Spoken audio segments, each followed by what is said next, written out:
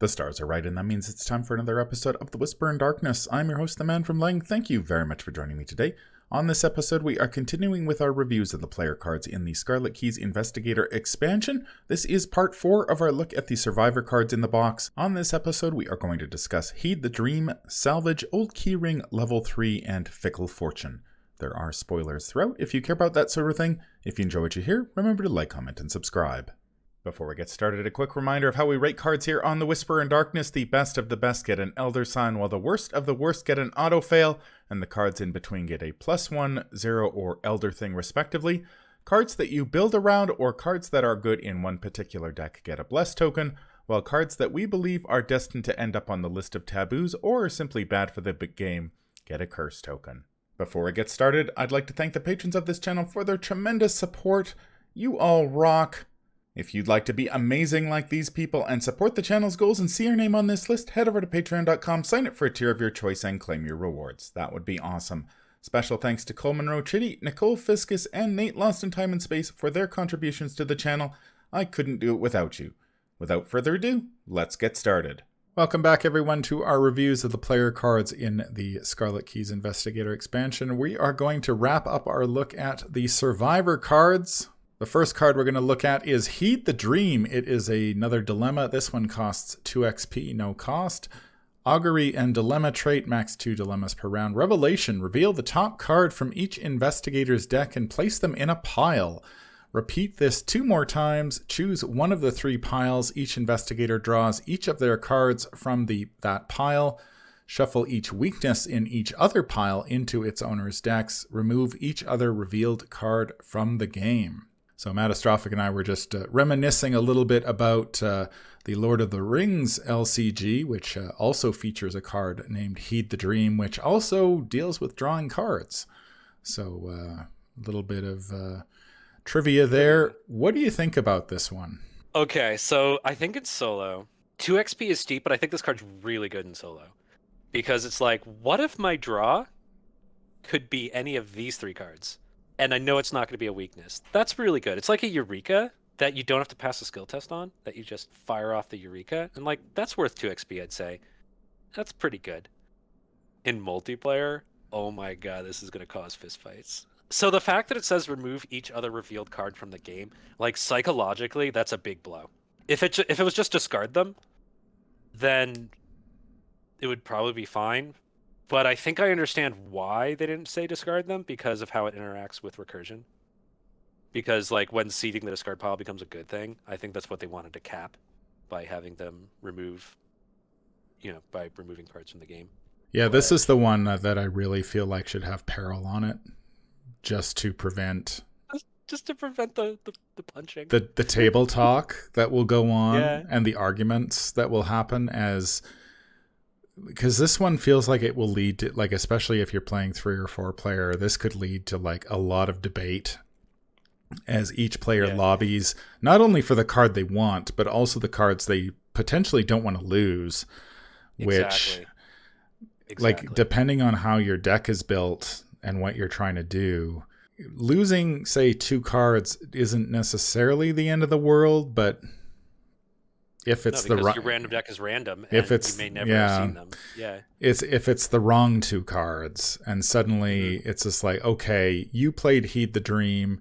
Not only did I not get the card I wanted, but then you totally hamstringed my deck because I lost the other 2 cards that I needed for the deck to function. Now, value-wise, in 4-player, this is amazing. Like, all 4 players get a Eureka, like, at, fast. That's really good. Like, look at things like Black Market, where it's kind of like drawing 5 cards, kind of, from the top of somebody's deck, for 2 XP. But this one is like, it's kind of like looking at 12 cards and drawing 4 in like in 4-player. Like value-wise, this is really good. But I think here's my suggestion. Honestly, I would highly suggest house ruling this in 3 or 4-player to just shuffle the unchosen cards back into the deck. I think the effect is already like balanced enough by the fact that it divides into piles, and then you have a discussion of which pile to take, which might mean that someone might have to take a weakness, for someone else to get the card they want. And I think that's a kind of interesting discussion. I think that works out a lot. But the feeling of loss, of like losing a card from the game forever, like I've seen how people react when, when they have to, discard cards from the top of their deck. Like removing cards from the game entirely, I'm like, oh my God. Like that's just such a psychological hit that I just don't think it's necessary. And it's just for the sake of your group, just shuffle the cards back in. Yeah. Yeah, I could see I mean, we talked about Nature of the Beast as being one of these that we could play. And this is another one, I think, where it's like, okay, I get to pick the best card of the top 3 off my deck. Yeah, like that's pretty good. That's pretty good, for 2 XP. That's not bad. Not only is the effect really good value in like 3 or 4 player, but I kind of like the dynamic of like putting into piles and then you decide like who's going to take a weakness so that way someone else can get an amazing card. I think that's kind of interesting. If you're willing to spend the time on it, because it does lead to some analysis paralysis. But I think the loss aversion that comes from removing cards from the game in a multiplayer setting that's just too much. That can like really break your group down. So I say this card's like tons of fun, given that you, at least in multiplayer, just house rule that you don't troll people. You can't troll people. You can't grief people. How would you rate this one? Given that you house rule it in a multiplayer setting, I'd say this is a +1. That is a lot of value, and you're gonna feel like $1,000,000 when like half the table gets like cards they want, and then you know what, and also you're gonna feel like a champ when you take a weakness, so that way your friends can like have the cards they really need to like fire off. Like it's gonna feel good when you play this card. Please house rule to avoid the analysis paralysis and the fist fights. Yeah, I think I'm going to go 0 on this one. I mean, I agree. Yeah. In multiplayer, it's really good. You're going to get lots of value. Maybe a few fights along the way. House rule it. No fighting. In lower player counts, I don't know if this is necessarily a card I would gravitate toward. It's nice that it's around. It feels appropriately costed at 2. If it were like 1, it would feel like especially even in solo, it would feel like a gimme, like take it immediately. But I feel like at 2, it's like actually a decision. And it's not like survivors aren't overflowing with like the survivor card pool itself. Not speaking about like access survivors who have access to secret cards and can draw through the roof. Survivors themselves don't have a ton of draw, and certainly not filtered draw. So if that's something you're looking for, then this is definitely one way of getting it in the survivor class. The next card is Salvage. It is a free event that costs 2 XP, an intellect skill icon, insight trait. Choose an item asset in your discard pile. You either choose one, remove that asset from the game and gain resources equal to its cost, or play that asset paying its cost. So this one gives you 2 options to play any item. So not just survivor items like you would with a card like Resourceful, and not just level 0 items like you would with something like Scrounge for Supplies. So there's some nice flexibility there. You do get to play the asset. Paying its cost is certainly one option. So if your baseball bat breaks, this will get it back. What do you think about this one? I haven't really played an item focused deck, and I don't think I've ever played scavenging all that much, to be honest. So this one kind of is a blank for me. I see why, because like especially like the way I know you play, like you don't tend to go really really heavy on assets in general. Like No. you don't strike me as a guy who's going to run 16 assets in a 30 card deck. No. Yeah, and this is kind of asking you to do that. So I think this goes along with things like the where'd it go? The improvised shield, to a lesser extent the Idol of Xanatos, and like the idea of like you're getting stuff in the discard pile, and that's not a bad thing. You're doing things with the stuff in your discard pile. So so the ideal situation I see Salvage being really good is you're playing a deck that has like 12 assets, maybe 10 of them are items. You're running short supply. You're running Idol of Xanatos, maybe. So that discard pile is building up over time. And then Salvage becomes, do I need 4 resources? Take 4 resources. Or did I do I want to recycle an asset and get it right into play? That's pretty key. The fact that it goes right into play, then I put it right into play. Because that's the thing about scavenging level 0s. It's kind of slow because you got to play the scavenging, then you've got to make an investigate test, then you've got to get it back in your hand, then you've got to play it again. Where this one, it goes like right back into play, which is kind of nice, and there's no test required. I think also Scrounge for Supplies suffers from the same problem, is that it's kind of slow.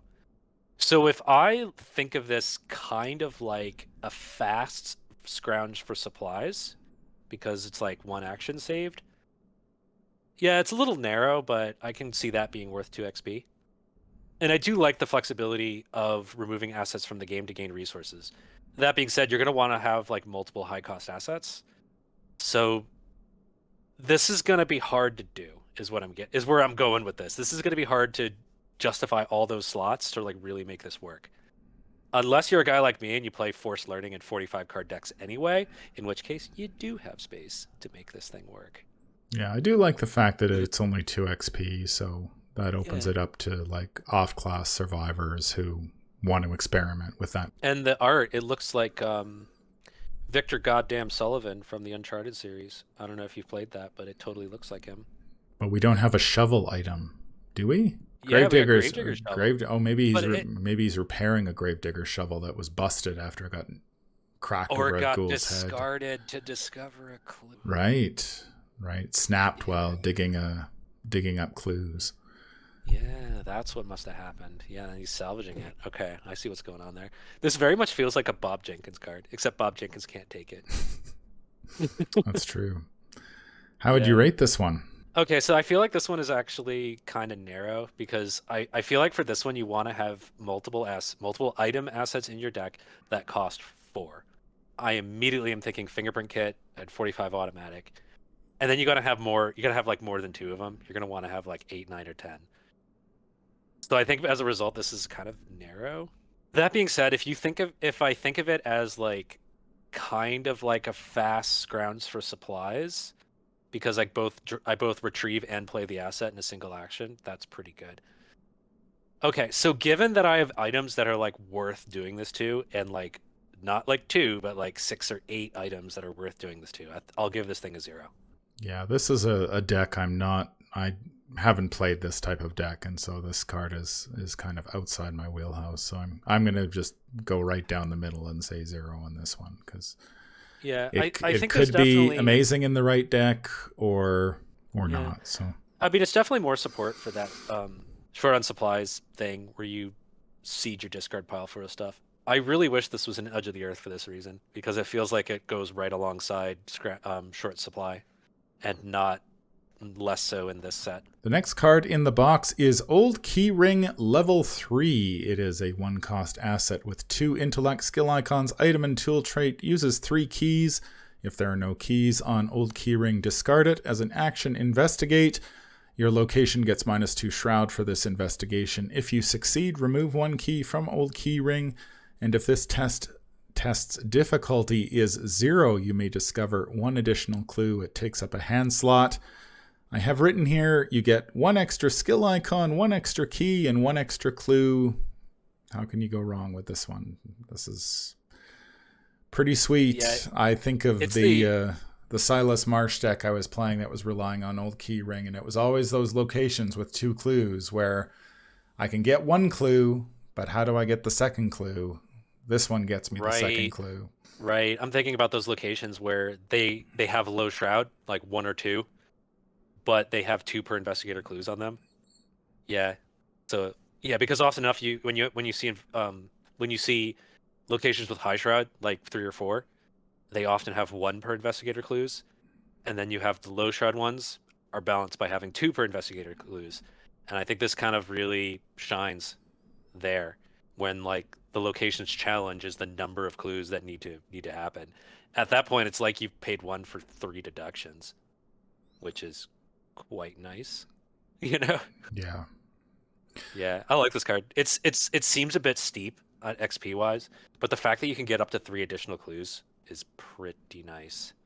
And you get an additional key, which is pretty big too, which I know with when I was playing Old Keyring, 2 is if you can draw your second one quickly enough.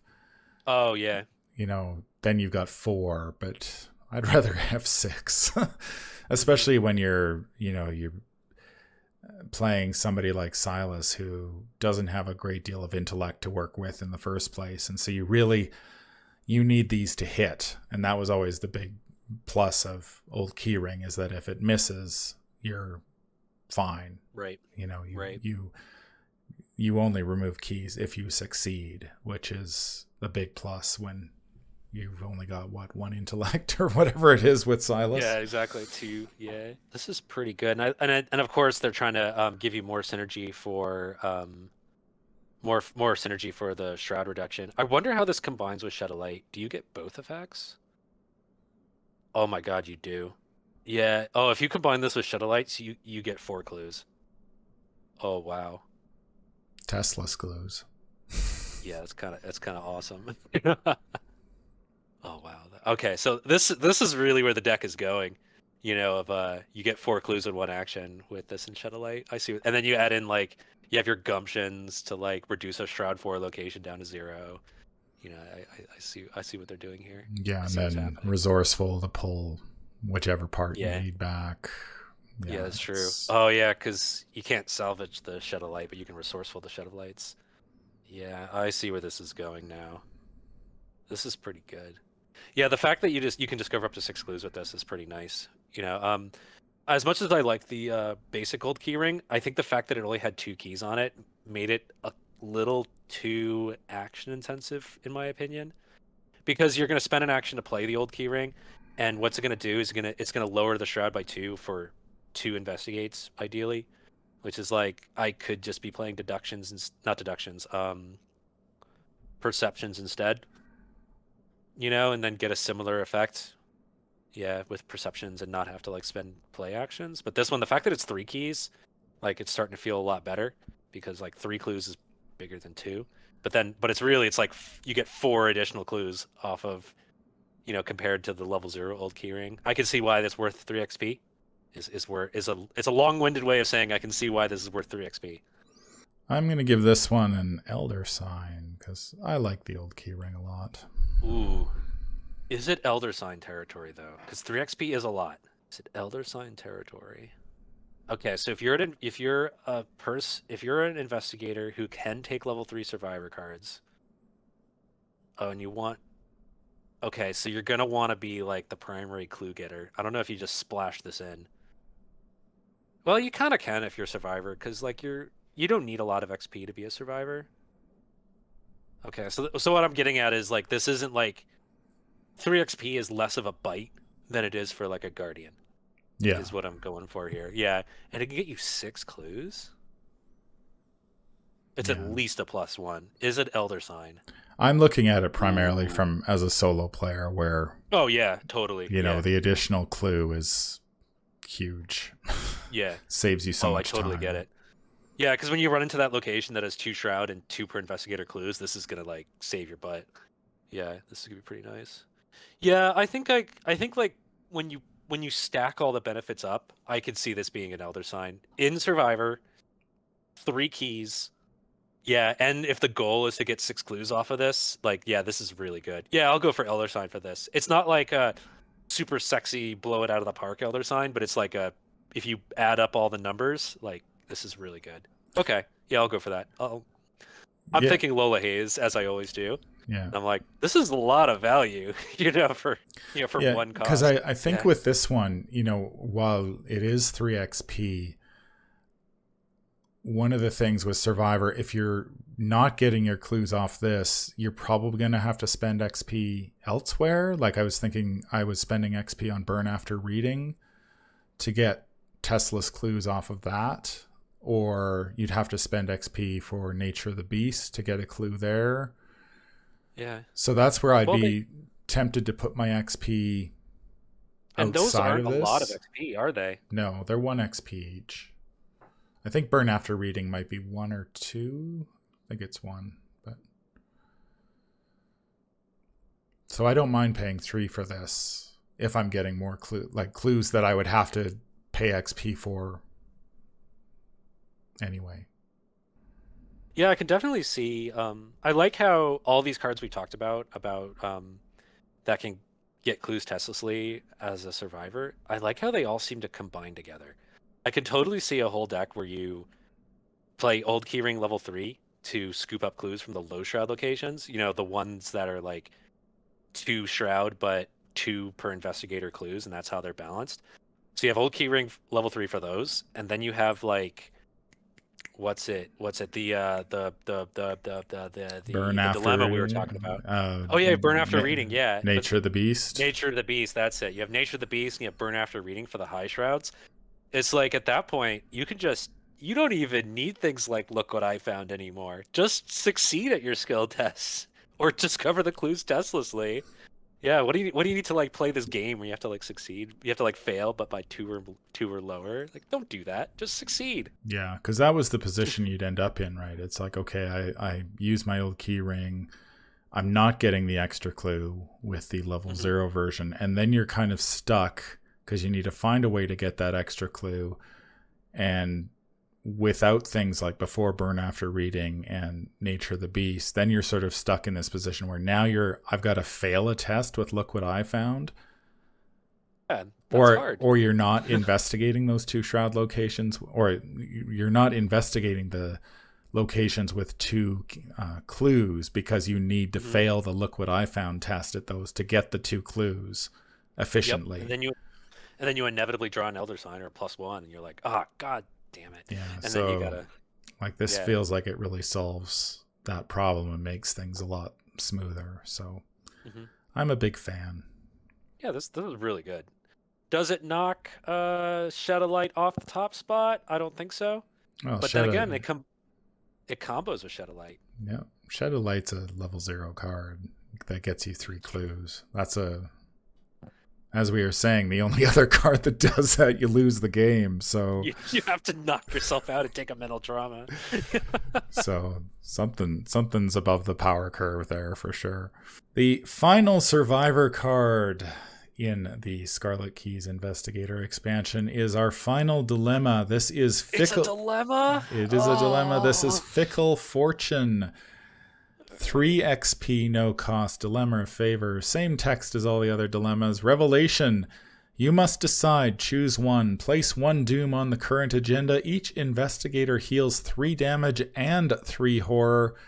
Or remove one doom from the current agenda. Each investigator takes 1 direct damage and 1 direct horror. Remove Fickle Fortune from the game. So I have railed against healing cards, both in Edge of the Earth and this particular expansion, but I have a really tough time being hard on a card that potentially heals 12 damage and 12 horror without taking an action. it's pretty good. And that is a That's lot of damage and a lot of horror. Yeah. and or conversely, if you don't need to heal the damage or horror, you can remove a doom, ping everybody, and basically give the table 12 actions, Yeah. which is also very good. The thing with this one, as with all the dilemmas, this one really feels like you need to time it right. Yes. Like this one, timing is everything. And I feel like this one you need to be playing Katya with so you can really shelve this under her, wait till the end of the game, either to just heal the entire table for huge amounts or remove a doom to give yourself the extra time you need, because drawing this early game or at the bad time, wrong time, just feels like a bit of a waste. So at 3 XP, I really wish this was a regular event that you could spend an action to play. If you draw this off the mulligan, your table is gonna like kick you out and take and like toss your beer on you. Like like this is like if you draw this in the opening hand, like you are gonna feel terrible. Not only have you wasted 3 XP, but like you're telling everyone to either add it. You're either starting the game with a doom or you're giving everyone a direct damage and a direct horror. Neither of which you need.